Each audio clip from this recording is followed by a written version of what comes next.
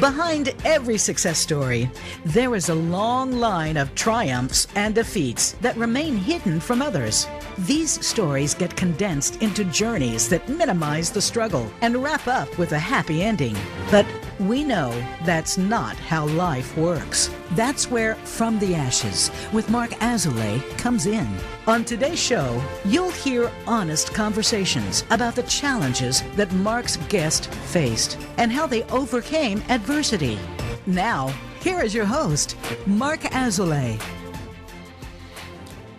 Welcome back to From the Ashes. I'm here with Rick Tivers again, one of our all-star guests, my personal therapist, a leader, a coach, a consultant, organizational developer. He's done so much in your life, retreat facilitator. And we're talking about a topic that's near and dear to both of our hearts, which is evolved masculinity, right? How do you become a healthy masculine individual? Rick, welcome back to the show. I'm so happy to have you here. Thank you for having me, Mark. It's wonderful to be here again. Yeah, it's fantastic. And your episodes, people always love them. They're always so powerful. You got great stories and we just really work well together. So on this topic of masculinity, let's just dive right into it. I'm curious, Rick, what does masculinity mean to you? What would you say a healthy masculinity is? So masculinity, I'm going to use a word that for a lot of people feels like the exact opposite of masculinity, healthy vulnerability. Healthy vulnerability for me equals masculinity, where a man can take ownership of his feelings, his roles, his actions, his behaviors, and take full ownership about the man he is. So it's really about vulnerability. We can look at, one thing that I don't agree with when people say this is your sensitive side, it's your woman's side. No, men are sensitive too, but we've not been given the reinforcement or the knowledge or the acceptance or permission to have that sensitive side come up. Oftentimes, what's wrong with you? You're crying, you're a sissy, you're a faggot, whatever you want to say. And it's terrible. I remember, so just full disclosure, I am an out gay male. And so I'm using that language, the language that was used against me for many years. A lot of people would say to me, oh my God, Rick, you seem so masculine. I can't believe you're gay. And as if it's a compliment. And I used to take it as a compliment. These days, when people say, hey, Rick, I see that sensitive side, or Rick, I actually see that effeminate side, I actually feel complimented. In the past, I'd be enraged. I would not want to be seen that way. So I'm on a little bit of a rant already, Mark. No, I love it. There's a lot to pick up there. Let's start with where you started with taking ownership of yourself, right? And a man being their authentic self, whether that is somebody with feelings, somebody that has sensitivities, and something that I think is consistent, right? When I think of masculinity, I think of somebody that you don't really compromise your core values or your core principles. Of course, if there's a loved one, you can find negotiation and make things work, but you don't really change or distort or warp yourself. Would you agree with that? I would agree with it. Yet those men who've been criticized, usually by a parent, have learned to play a game of giving what authority wants them to say. And that's where a lot of men lose themselves and, go against their morals and values and who they are. So, Mark, it's a good pickup on your behalf, because I think so much of this, of course, started with our families and being criticized. Yeah, absolutely. Right. I think what's referred to, at least in my practice, I say nice guy syndrome a lot. There's a great book called No More Mr. Nice Guy by Robert Glover that talks about this. Is this idea of being a yes man, putting on a mask, just wanting to comply with authority. Many times it's around women, right? Of doing I'll do whatever she says, I'll be whoever she wants me to be. And some of the guys that are in my practice, exactly what you said, they lose who they are when they're in these types of relationships, to the point where they don't even know what they believe because they have compromised themselves so many times. Well, Mark, so I've got a story already, a clinical story that I think hopefully your viewers or listeners will be interested in. As you may know, 30% of my clients are therapists. And I was, one of my clients who's a therapist did great work with women, but men dropped after about 4 or 5 sessions. Okay. So his retention rate with men was terrible. And he realized he took responsibility. He realized it was his thing. So he joined one of my groups, and anytime a group member, male or female, would ask him to do something, he was compliant. Anytime I would ask him to do something, he was, in my mind, too good a client, wouldn't stand up to authority, constant yes man. So I did something that was highly manipulative, and I acknowledge it. Okay, so please understand, my work with therapists is sometimes different than the general population because my expectations are sometimes different.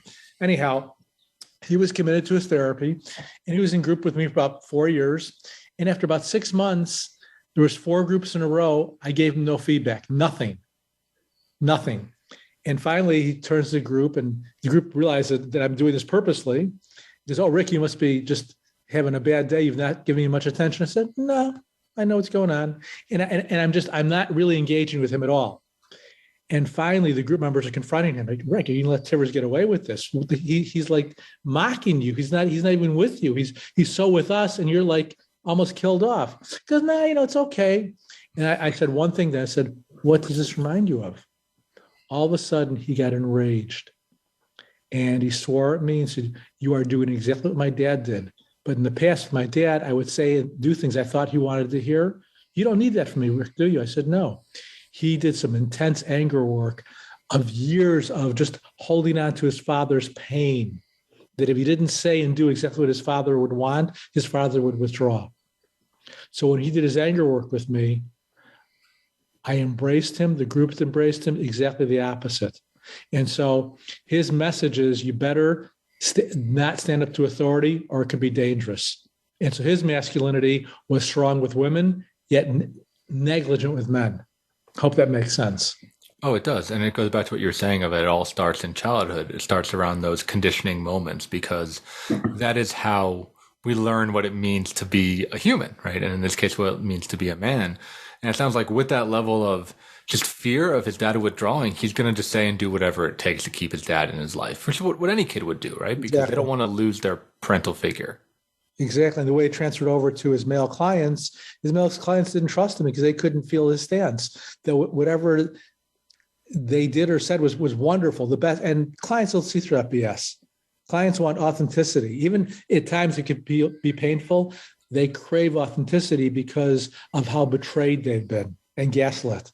Yeah, right? Like having someone that is solid and consistent is very trustworthy, because even though you might not agree with them all the time, you at least know where they stand. You know where they're operating from. Yes. Well stated, for sure. For sure. Yeah, I think that's what these nice guys, and again, I can say it's because I was a nice guy. It's like what I didn't get. I thought it was like, oh, for me, it was mainly on women, right? It was like, if I can just make the woman happy, if I can make my partner happy, if I can meet their every need and be who they want me to be, then I'm never going to get lost, right? I'm never going to get left. I'm never going to get abandoned or broken up with. But it was just the opposite, because every time I contorted myself, they would lose respect for me. I would get minus points in their eyes because they're smart. They can see what I'm doing. And I wasn't trustworthy because I would say one thing and do another, or say 2 contradictory things, or, follow through on something that I said I would never do. And it just, over time, it really atrophied my relationships.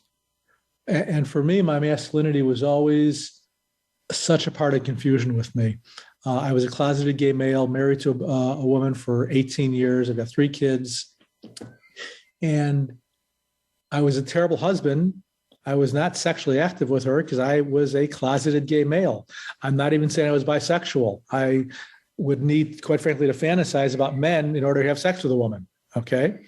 So, and then when I got divorced, I wanted to make sure I was seen in the gay community as a worthwhile gay man. So I was absolutely out of control for a while and developed a pretty severe sex addiction that I'm doing really well with right now, because I was so confused what it meant to be male, a masculine gay male, and what that means.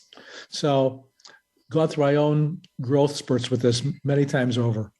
Yeah. Can you say more about that? Like, did you come to a definition or to like a set of principles that you operate from, or what was that exploration like?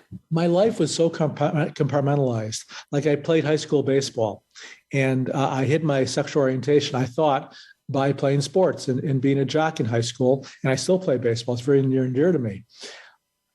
But when guys would talk amongst each other in a sensitive way, I would almost start crying because it felt so wonderful to be able to talk to men in a very human way. But then I was so compartmentalized, I would actually knock other gay guys to try to fit in, which I still carry a sense of shame and grief about. And I never do that these days, but that's where I was back then. But for me to be seen as anything less than a strong masculine man would have been a narcissistic wound. I would have felt absolutely hurt. Mm-hmm. Right. So what I'm hearing is that toxic masculinity, which we'll talk more about, was even in the gay culture, right? It was still there and present for you. Yes, very much so. Very much so. And it's so, as I said, just a quick story. I play 12-inch softball, and I've got 3 kids. And my son, Justin, who played on my team also, who's also my son, Justin's straight. We have a couple straight guys on the team. He wanted to bring his father-in-law, who's an Israeli, very masculine man, to watch the games. Because just so you know, Dad, to his father-in-law, it's a gay league. Okay, well, so he watches our games, and he goes, Rick, I don't understand something. All you guys are masculine. You look very athletic. I said, well, it's our division we're in. He goes, no, but nobody seemed gay. Yeah. And again, his mindset. So I said, let me take you over to another division. I took him to a lower level division, guys who are not as skilled and still learning the sports. Because, these guys look gay because they're not as coordinated. They don't look as masculine. So that was in his mindset what it means to be masculine. Not even about the gay stuff, what it means to be masculine. Mm-hmm. Right. That there's some level of athleticism, right? Or strength or coordination. Then you're masculine. Then you're masculine. Yeah. Yeah. That's really interesting to me. When I work with men and we talk about the more toxic masculine men I work with, and I work with quite a few, the more I'll talk about their fears, about why they need to come off this way. And with my toxic masculines, I do not use clinical language. Okay. I'll say, tell me about that asshole part of you. And they enjoy talking about that part, almost as if they get off on it, very serious about it, as opposed to tell me about that part of you that damages other people. They can't hear that for a while. Oh yeah. I'm smiling because I use the same language with my guys, right?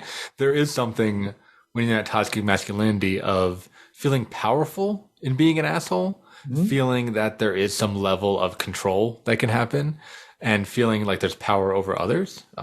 I want to take a step back and just define toxic masculinity for our listeners. Right. And I'm curious your thoughts on that. My thoughts on it is really it's the opposite of what you said. It's a lack of vulnerability. It's this idea of like, don't be a pussy, don't be a bitch, right? Like, again, kind of negative against females, but don't have feelings, don't like ever complain, always go forward, always do things alone, right? Like the only success comes from suffering alone. Most likely, asking for help is a sign of weakness.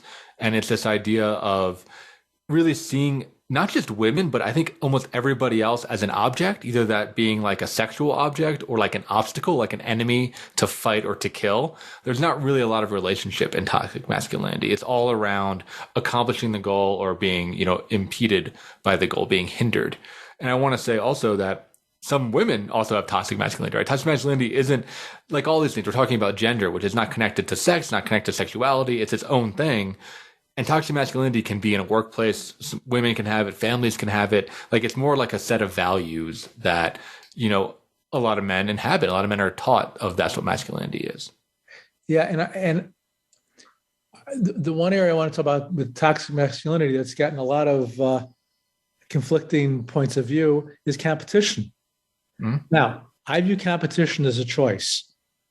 If we choose to be competitive and it feels like a choice, I think that's great. If it's, okay, I'm with a bunch of men now, I must compete to be number one top dog, that's toxic. That's destructive. Then it doesn't feel like a choice because, okay, my identity is being competitive, being the best, being seen a certain way. That's destructive. Right. So and like you said, about the sense of power. Yeah. Choice. Yeah, because it's ruled by fear, right? People that are in that always have to be the top dog in the room are ruled by fear. They're ruled by, when I get deeper with them, I have a handful of them in my practice as well. They say, hey, if I'm not the best, people are going to leave me, right? I need to prove that I'm valuable to be the best. Or there's a level of insecurity of they don't want to be challenged. And there's something that's in the startup world a lot, which is like, if you're the smartest person in the room, you're in the wrong room. Like you should go into another room. Being a big fish in a small pond is actually not helpful for growth. One of the greatest things I work with CEOs on is hiring the best people that are different than them. And a good CEO can delegate, can have an ego pushed aside and really reinforce reinforce that. A toxic CEO is going to want to do it all themselves and won't last in that role. Right. Because if they're doing well and their company expands, it becomes bigger than them. Yes. But a lot of men really are threatened by sharing power. Do you have an idea of what that might be about? I think they're terrified of being castrated, feeling powerless, feeling alone, feeling less than, feeling like a little boy. Yet oftentimes when we get into our sports, our little boy comes up all the time, which is I love our playful little boy.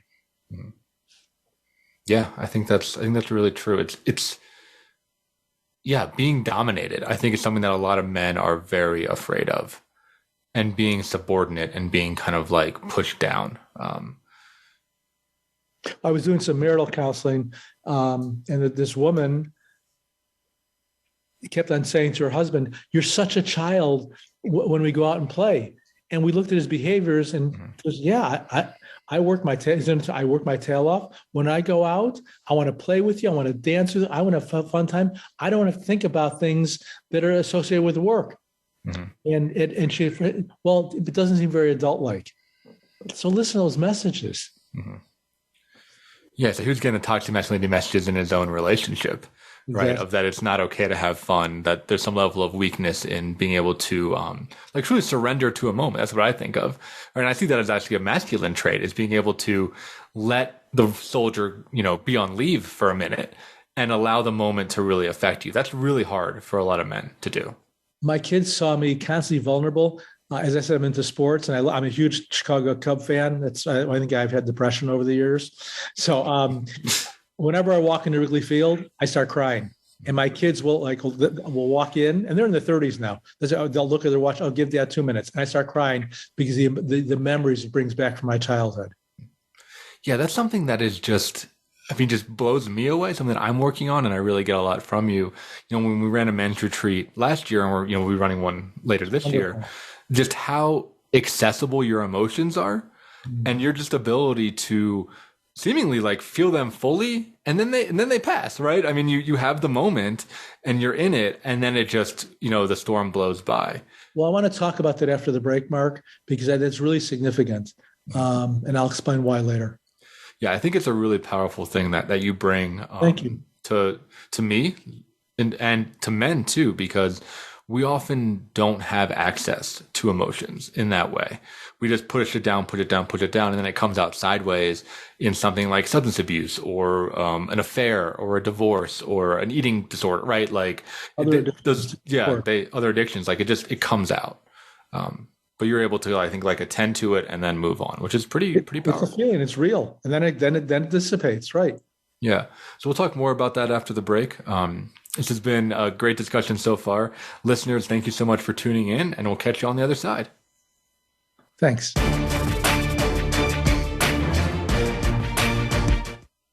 Become our friend on Facebook. Post your thoughts about our shows and network on our timeline. Visit facebook.com/Voice America.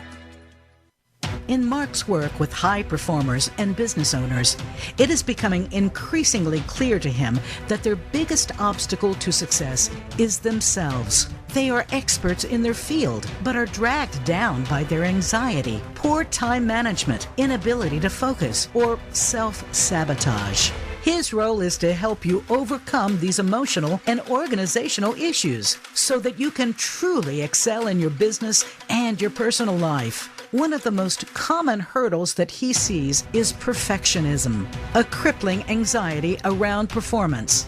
It's a fear of not being good enough, being publicly embarrassed, or of disappointing others. These fears paralyze brilliant people and bring them to their knees. This course will help you to break free from this mental prison and have more agency in your world. In this online course, we will break down the prison of perfectionism so that you can break out of it. For more information and to sign up, visit mark-azulay.teachable.com. That's Mark, MARC-Azulay, AZOULAY.teachable.com. Where can you listen to some of the world's top life coaches ready to dish out success tips and entrepreneurial guidance? The Voice America Empowerment Channel will do just that. Whether it's personal growth, building a better business, or inspirational life stories, make it a daily habit to tune into our programs. From weight loss and personal branding to law of attraction and increased happiness, you'll find it every day at voiceamericaempowerment.com. The Voice America Empowerment Channel. It's your world. Motivate, change, succeed.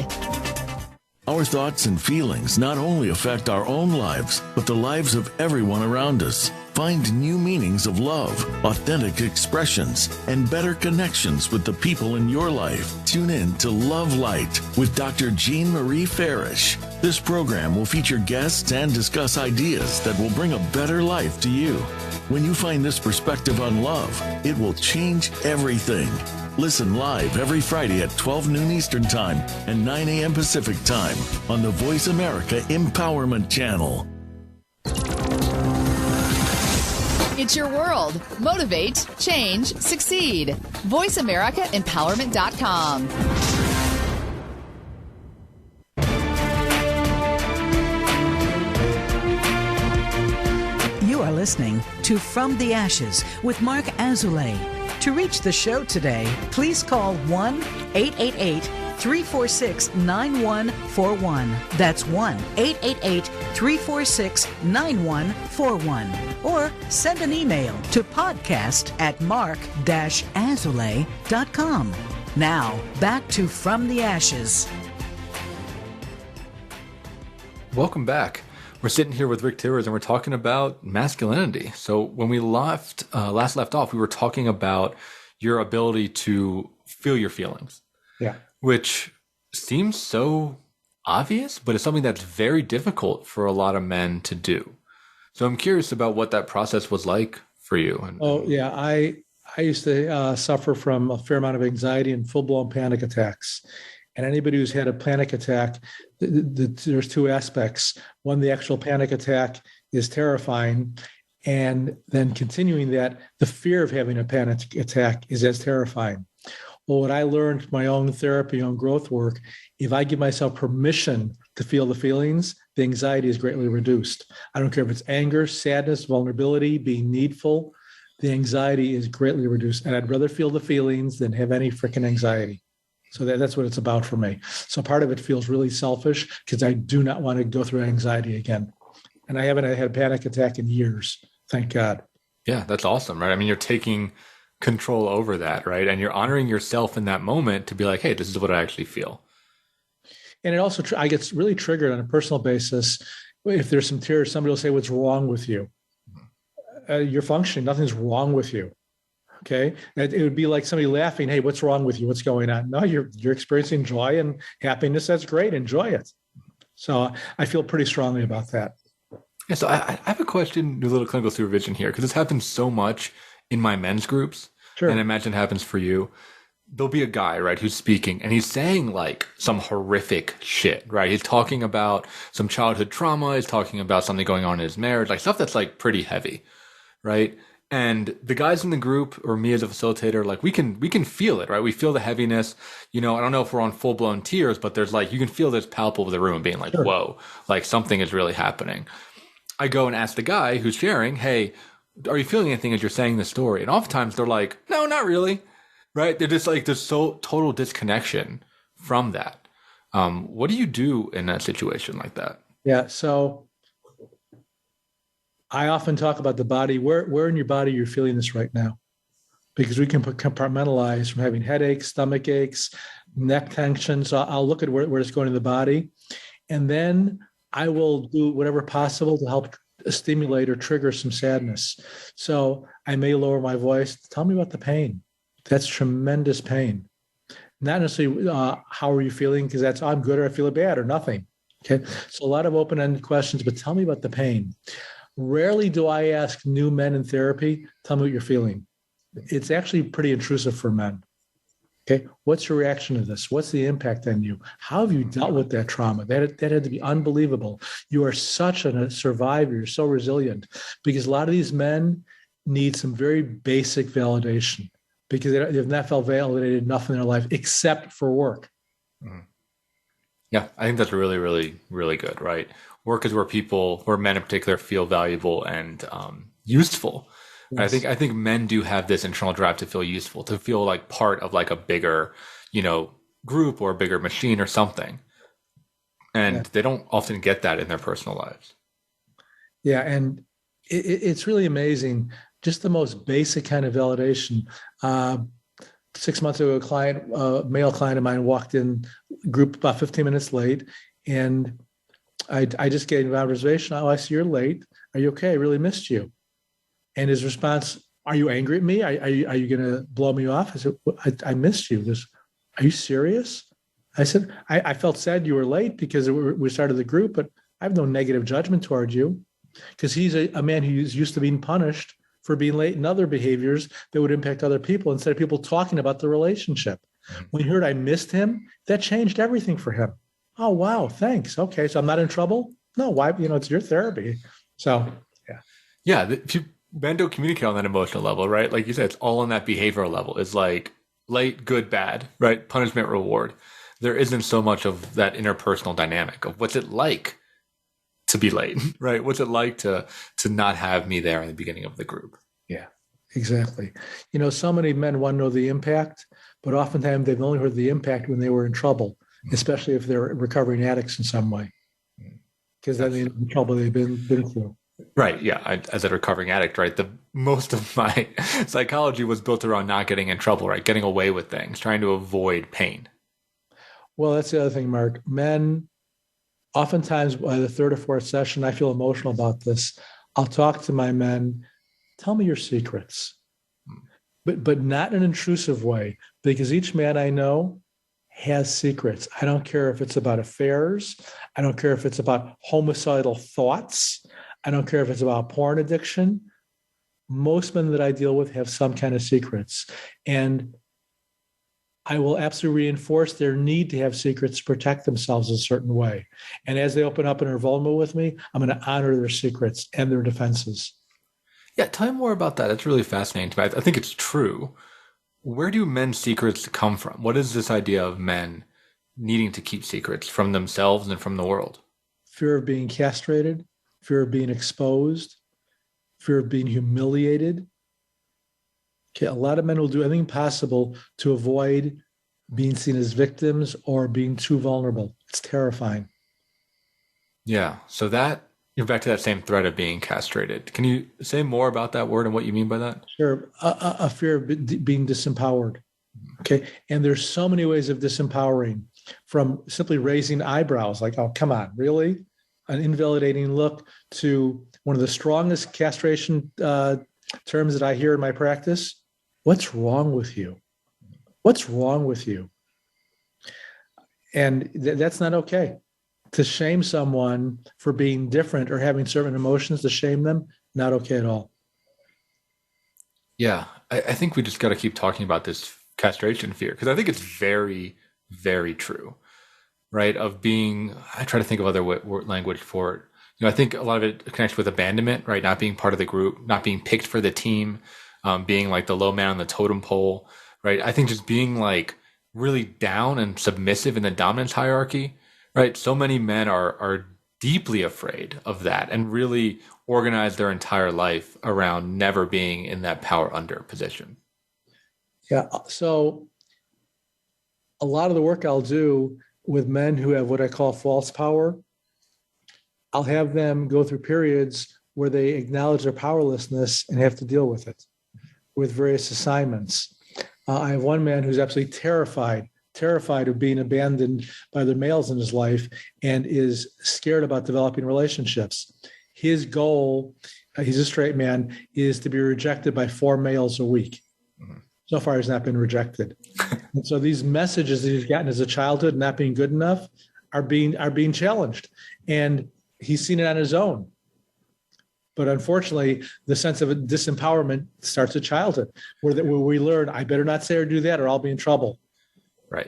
Right. And that fear drives people's lives. The word I use for it is like an anti-personality, or a personality that is around not being something or not feeling something, which I think goes back to what we're talking about with the nice guy thing, is that if you're so focused on not feeling castrated, not feeling vulnerable, there's no room to actually develop your own personality and your own principles, because everything is everything is opposed to not being something or another. So I'm going to take a risk. Mark, let's look at our dynamics here right now, okay?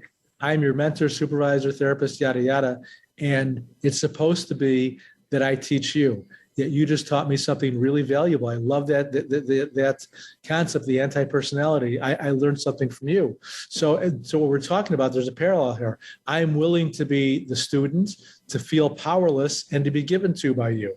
If my ego got in the way, it's like, okay, Mark, I don't need to know that from you. I'm the mentor here. What are you doing? And that's not how we operate. But a lot of men, because of fear of being powerless, have that mindset. So thank you for that wonderful gift. Oh yeah, thank you. I appreciate that. It's good to bring that into the podcast space, because yeah, I think so many guys get really stuck in the roles either way, right? And I think it's kind of, how do I say this?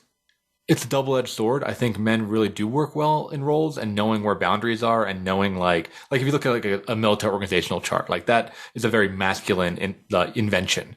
Yes. And when you look at armies that have performed well, like that's a big part of it, is knowing the roles, knowing teams, working as a group, knowing where like the chain of command is, right? That being said, I think guys that have that castration fear get so attached to the structure, they forget about their relationships. They forget about the other people in the squad, right? They forget about, the people that they're leading. They're just about the rules, right? It's the structure over the people. That's where it can get toxic. Yeah, that is so well stated. That's beautifully stated. Yeah. The other thing about castration with males, then it will often prevent males from having healthy heterosexual relationships or gay relationships, because that fear of losing control. It's called fear of merger. If I get too close with someone, I can't withdraw. Okay, and it's a very psychoanalytic way. I'm going to get psychoanalytic for 1 minute. It's once my penis is inside the vagina, I can never, ever get it back. Right, you can't take it out. Exactly, that's terrifying for a lot of men. Oh, yeah. I mean, that's a fear that you know this, right? This is a fear that I've had in most of my relationships, is this idea of merger, this idea of if I date somebody, it'll ruin my life, right? I will just become part of their life. I won't have my own life, right? I'll just be a side character in whatever their craziness is. And I tended in the past to date high chaos individuals, so their life would take over. And I would create it, right? I mean, go back to psychoanalysis, right? I would create this dynamic by being a nice guy and by not having boundaries and by trying to warp and contort myself into whoever they thought, or whoever I thought they wanted, which is even more abstract. And I would make that dream true. I would give up my life for a woman, right? Because even though I was afraid of merger, I was doing things to enable it. And that's where I love psychoanalysis, because it always gets like a little weird. Like all these like self-fulfilling prophecies are often true, I found. Oftentimes we talk about women being codependent, and where men are more independent. I see as much codependency with men that I do women. I really do. Yeah, totally. I mean, I wish I had the numbers in front of me, but there's some insane stat of, as men get older, they lose so many of their friends. They don't have communities of other guys. They don't talk to any other women at all, right? Mainly they just are in work, and their life becomes their wife, and there's all these like things of like, happy wife, happy life, or like, we got to keep her happy. Let's see what the big boss says. Right. There's like all these kind of parlances that are out there that I think are pointing to exactly what you're talking about, is level of codependency that a man can have in a relationship. I'm doing some couples counseling with this. Again, I do a lot of work with attorneys, and attorneys see themselves, for the most part, I'm generalizing, it's very rational. And this couple's married about 2 years, and this guy has got some great friends, good guys, and every other Thursday they go out and play basketball, go out for a couple of beers, they go there for a steak dinner, whatever. And his wife said, I think I'd like you to stop doing that. I'd like you to spend more time home Thursday nights. He literally burst into tears. Mm-hmm. Literally, because I'm not ready to do that. I love these guys. They're great guys. And why should? So, well, I feel like when you're with them, you're not with me. Well, that's true. I need to have other relationships besides you. And they've got a solid marriage, but this is what I look at, the start of losing oneself. Mm-hmm. and it can become a power and control issue, an esteem issue, and who's going to control the relationship. I do not believe anybody has a right to control anybody else. We have a right to give each other feedback, guidance, no control though. Yeah, I agree with that completely. Yeah, you bring up another great topic is this idea of, men need other men, right? We need that guys only space. Can you say a little bit about that? Like what makes that space so special? So you and I both run men's groups. I have one man in my group who's been there 8 or 9 years. And every so often I say, why are you still in group? He goes, Rick, unless you're kicking me out, why are we in this discussion? I said, well, what do you get? He goes, these are my brothers. My brothers in my family are so dysfunctional. I get confronted by these guys. They love me. They've got my back. I've got their back. When they give me feedback, I know it's in my best interest in some of their own projections. Men crave being seen by other men. There's a different mindset that we need to be agreed with. No, as long as we're really seen, we can have some great disagreements. And that's healthy in male relationships, healthy disagreements. Not toxic, not shaming, not degrading, healthy disagreements. Right. It makes me think of what you were saying before about competition, right? It's like a bunch of guys can wrestle and fight or go out there and like play paintball or something, right? And really get at each other. But then in the end, like share a beer and like slap each other on the back and have a great time.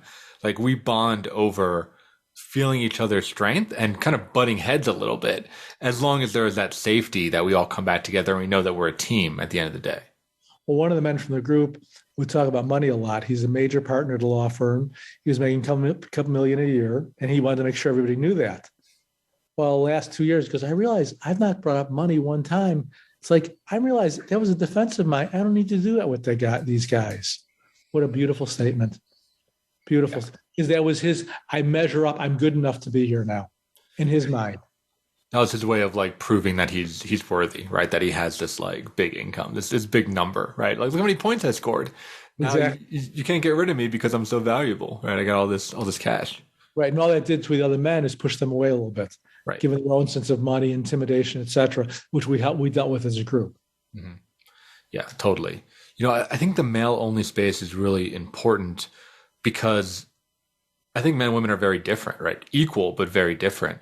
And there are ways that we talk about things, the ways we talk about emotions, seeking solutions, some of the more shadow parts of masculinity, which I know you focus a lot on, right? You talked about, homicidal thoughts. You talked about, power and control. You talked about authority, dominance. Like these are all things that men have, The way I put it in my groups is that like men in particular, we are the apex predators of planet Earth. And that is inside of us. And we need, I think, other men to really talk about those things with and share them because women don't understand that particular part of the male psyche. I think it's something that is truly masculine. Yeah, I'd like to talk about some of my experiences in men's groups afterwards, after our break. Yeah, absolutely.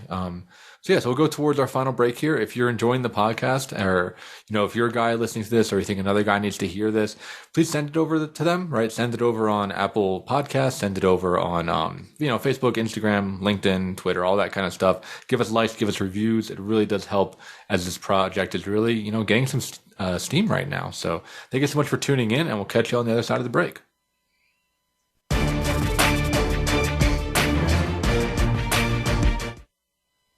Follow us on Twitter at VoiceAmericaTRN. Get the lowdown on guests, new shows, and your favorites. That's VoiceAmericaTRN.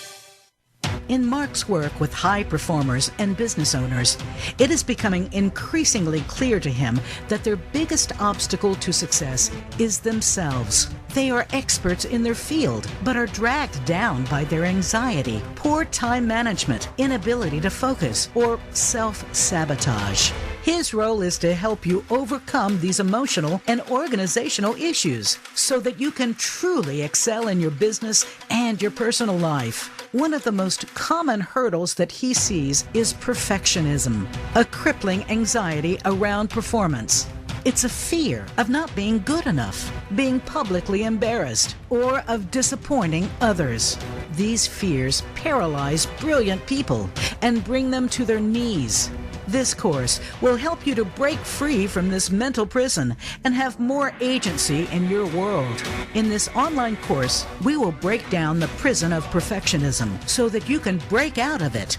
For more information and to sign up, visit marc-azulay.teachable.com. That's Marc, M-A-R-C -Azulay, AZOULAY.teachable.com. Voice America programs are now available on your favorite connected device, including Amazon, Alexa, and Google Home. Through streams with Apple Podcasts, TuneIn, and iHeartRadio, listening to your favorite show is as easy as saying the show name followed by the word podcast. Hey, Alexa, play Finding Your Frequency podcast. If that doesn't work, try adding on TuneIn or on iHeartRadio or on Apple Podcasts. Are you ready to move to your next level? Listen for Empowering Women, Transforming Lives with host Rebecca Hall-Greider. Each show will focus on a central topic with discussion, guests, and your questions being featured. Our show is perfect for women who feel a call in their heart to step out in a bigger, more powerful way in their life and just need some encouragement, inspiration, and practical steps to support them on their journey. Empowering Women, Transforming Lives can be heard live every Thursday at 10 a.m. Pacific Time, 1 p.m. Eastern Time on the Voice America Empowerment Channel, with a replay of the show Sunday at 1 p.m. Pacific Time and 4 p.m. Eastern on the Voice America Variety Channel.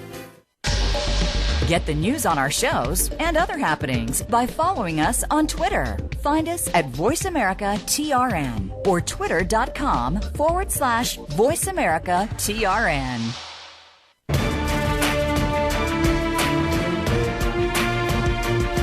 You are listening to From the Ashes with Marc Azulay. To reach the show today, please call 1-888-346-9141. That's 1-888-346-9141. Or send an email to podcast@marc-azulay.com. Now, back to From the Ashes. Welcome back to our final segment here with Rick Tivers talking about healthy evolved masculinity. And we just wrapped up our last segment talking about male-only spaces.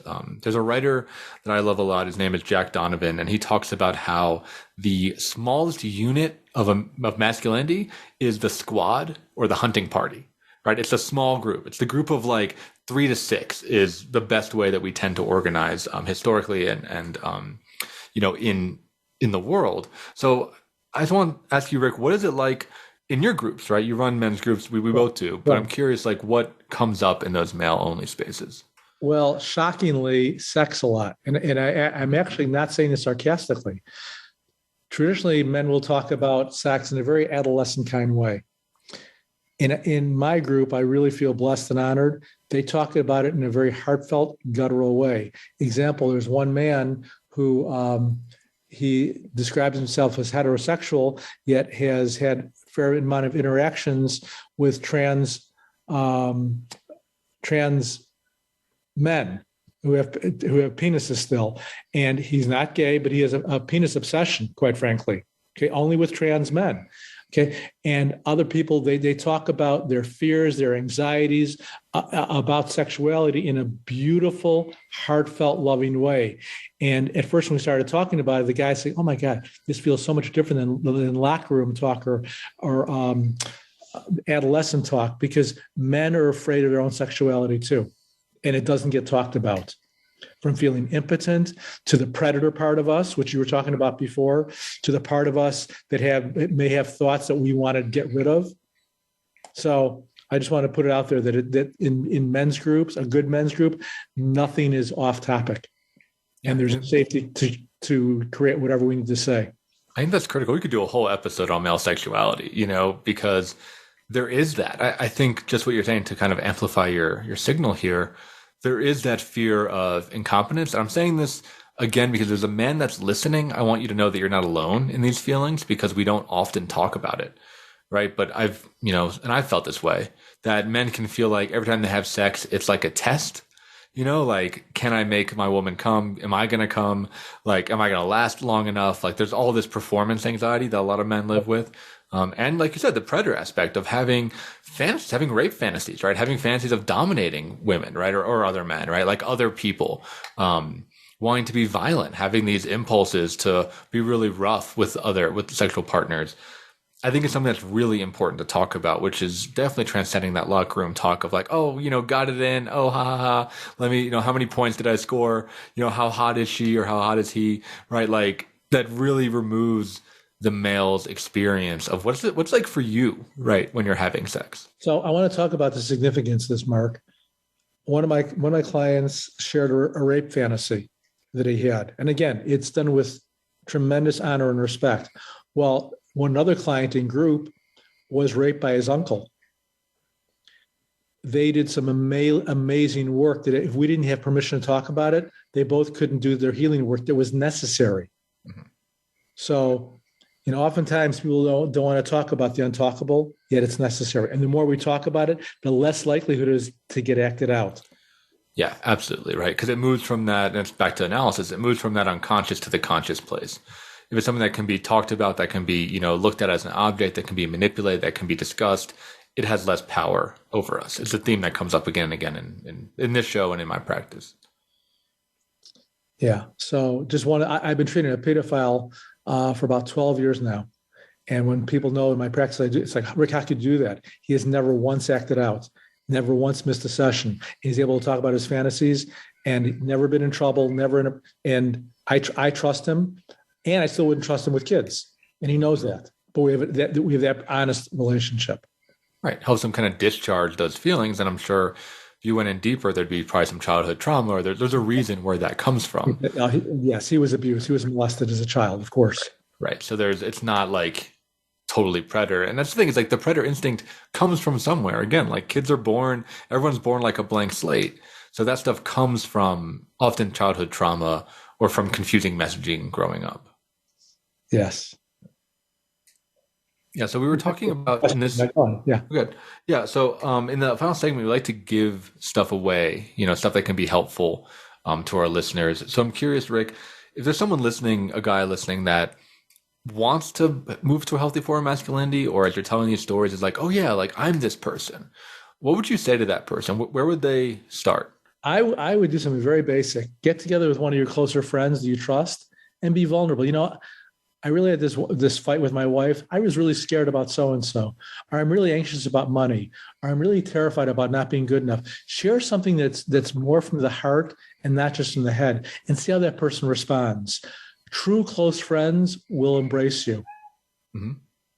And then if you're not getting the response you need, talk about it. I took this big risk with you, and your response is really, I feel sad about it, or whatever your truth is.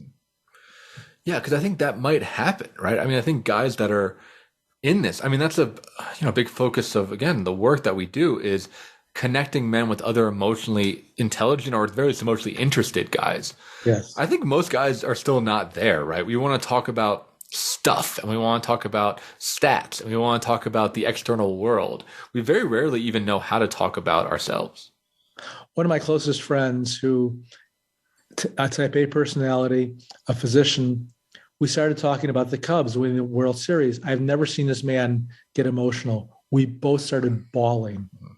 And ever since that day, we're able to talk about more personal things, because there it was okay because everybody else was crying about the Cubs. So there was that internal and external permission. Yeah, no, I see that all the time. And I think that's about that male projection thing we were talking about, is that guys can access their feelings around sports, right, a movie, around like a hobby or something that's happening. It's all external. But like I was saying with the client that talks in the group, when they talk about themselves, there's no feeling. Yeah. It's so wild to me. And it just shows this idea of that disowning and denial around our own experience, and only being able to access the emotional world when it's appropriate, when it's in those appropriate spaces. But Mark, it's also our job as therapists and parental figures to model what that looks like. I will often say to a client that I'm attached to, I feel warm, I feel loving, I feel proud of you. And the group, oh, wow, look how Rick's responding. Yeah, he's taking a huge risk, and I feel so attached and bonded.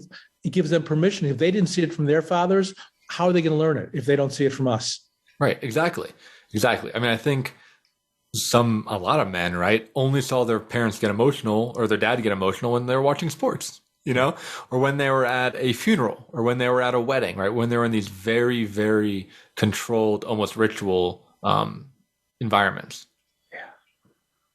So that's what they learned. Okay, I can be sad on this day. Yeah, there's that permission. Yeah, I think it's wild. And the idea is bringing that into the world. And I think that's why a men's group, my advice would be, I got a lot, but one would be to find and join a men's group, because for a lot of guys, having that contained space is critical.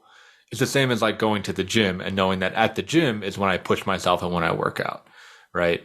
Going to the men's group is, hey, when I'm in this room for this hour or an hour and a half, this is when I am emotional. This is when I can shift into this other way of being. I think as men, we often really thrive with clear lines, especially in the beginning. It depends on the kind of group too. I did a group with CEOs. I've done a group with top management men, because they need to feel that okay, you're going to understand what I'm going through. Mm-hmm. I've done a group with emergency room physicians who feel so out of control and so scared so much of the time that the public wouldn't know it. They were able to talk about their fears, put their ego on the side about making the wrong decisions and how it would impact people and them and their fear of malpractice and things like that. A lot of that kind of work that, given a safe space, can be wonderful and so healing. Right, because they don't have anything to prove, right? They're not worried about getting humiliated or castrated, like you say. Right. Yeah. So there's something else I encourage guys to do is to think about what your definition of masculinity is, right? It is evolving. There are things that I think are true, but there are a lot of people out there, it's kind of actually dying off now, but it used to be in like the, 90s, 70s through 90s, there were a lot of people writing about this. And I think of, Robert Bly with the book Iron John. I think of King Warrior Magician Lover. I think of The Way of Men by Jack Donovan.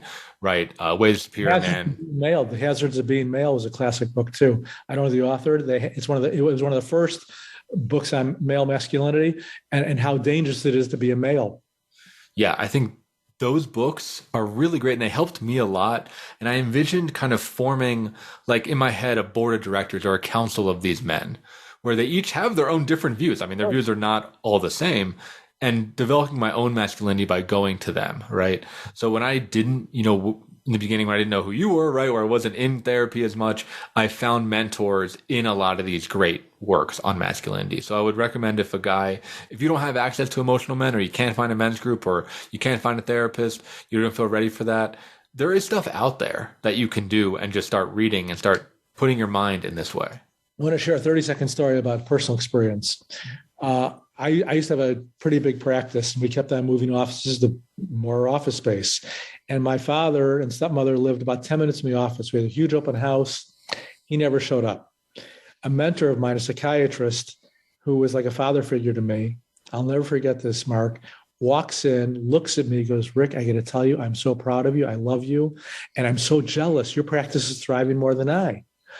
Mark, I started bawling. I don't mean crying, bawling. He held me, he grabbed me, he gave me a kiss on the cheek and said, I'm so proud of you, Rick, which of course I wanted to hear from my father. It felt so wonderful. So I think it's really important that we have male mentors in our life, even if they're not our parents. Yeah, I cannot, underline that enough times. And there are healthy men out there. I want to just say that to the guys. I think for me, I was very cynical. Oh, yeah. And it was my own kind of castration, right? Guys are assholes. Guys don't understand anything. We're not emotional. That's not true. There's a lot of really emotionally healthy guys out there, and they love being mentors. They get a lot out of it because there's nothing more meaningful to an emotionally healthy guy than to pass that down to another man. It really is meaningful. It's a gift for both people.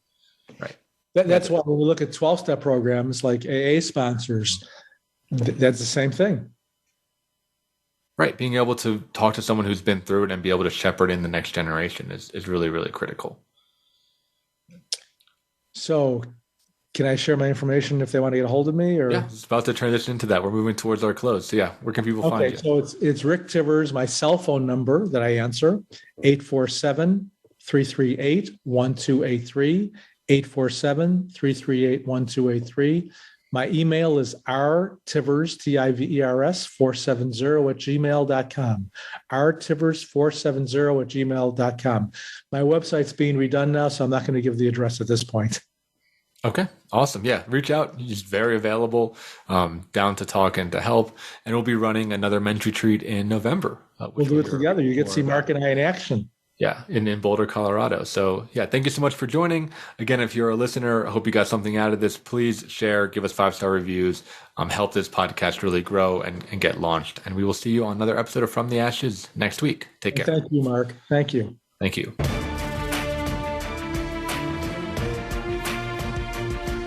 Thank you for joining host Mark Azoulay on From the Ashes. Be sure to tune in again live next Friday at 2 p.m. Eastern Time and 11 a.m. Pacific Time on the Voice America Empowerment Channel, or subscribe on your favorite podcast platform.